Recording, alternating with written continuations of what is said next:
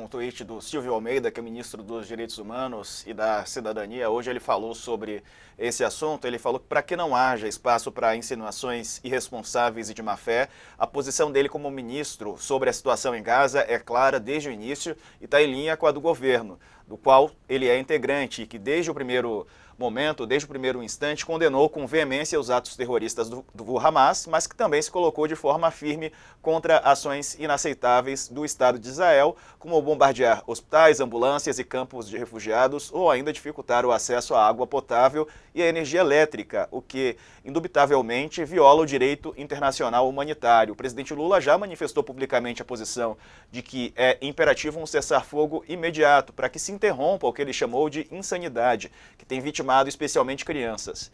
Na condição de ministro, ele não pode ser bravateiro e irresponsável e se manifestar sobre um tema tão delicado e que sequer é da competência funcional dele, caso da condução da política externa, especialmente em matéria de conflitos internacionais que envolvam pessoas em situação de risco extremo, inclusive de brasileiros. Está em linha com o que...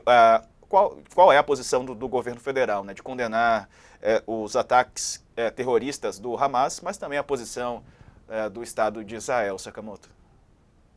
A posição do governo brasileiro está super correta, Diego, né? A posição do governo brasileiro deve ser essa mesmo: condenar os ataques terroristas abomináveis, desumanos, bizarros, criminosos feitos pelo Hamas, mas também condenar, né, os ataques desumanos, bizarros, criminosos que vêm sendo feitos pelo governo de Israel na sua tentativa de retaliação. Né?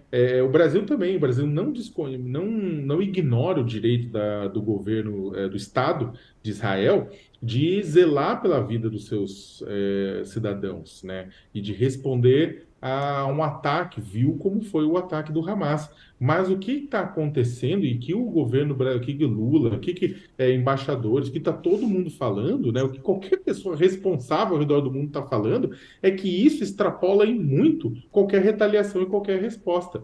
A gente está vendo crime de guerra, a gente está vendo crimes contra a humanidade. Ah, mas é escudo humano. Gente, e daí? A gente sabe que o Hamas usa escudo humano, a gente sabe que um monte de qualquer ostra, né, que sabe, tipo, que tá lá flutuando, lá que tá nadando no raso do mar, se perguntar para ostra, ela vai falar: Hamas usa escudo humano.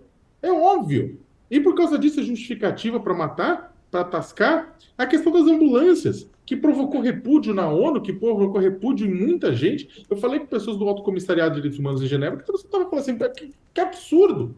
Ah, mas tinha gente do Hamas lá dentro.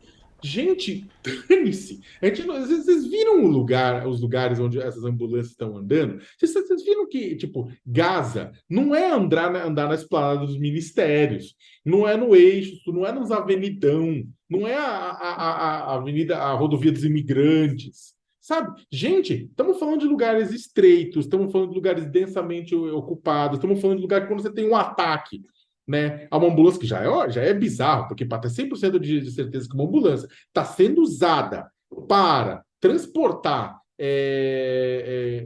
terroristas, isso aí demanda uma certeza que ela é extremamente complicada. Até porque se você tem uma pessoa que é do Hamas, mas está ferido lá dentro, né, aí o direito humanitário já muda de figura. Só que a questão é a seguinte: não é nem questão disso, faz de conta que tudo bem, que são carros do Hamas. Você está bombardeando um lugar densamente povoado.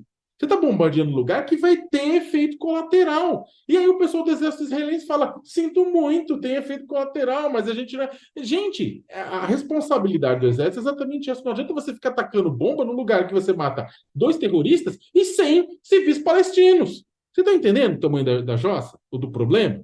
Então é o seguinte: o Brasil está correto nesse processo, o Brasil precisa manter isso, e não é só o Brasil, não, muitos outros países também estão com a mesma posição, Diego. Ninguém nega o que aconteceu aqui em Israel, mas Israel está se esforçando ao máximo para que, no final das contas, o vilão da história seja ele. Sabe, ele é a vítima inicial. Israel é a vítima inicial, mas está trabalhando. Israel é a vítima inicial, mas está trabalhando fortemente para se tornar o vilão da história.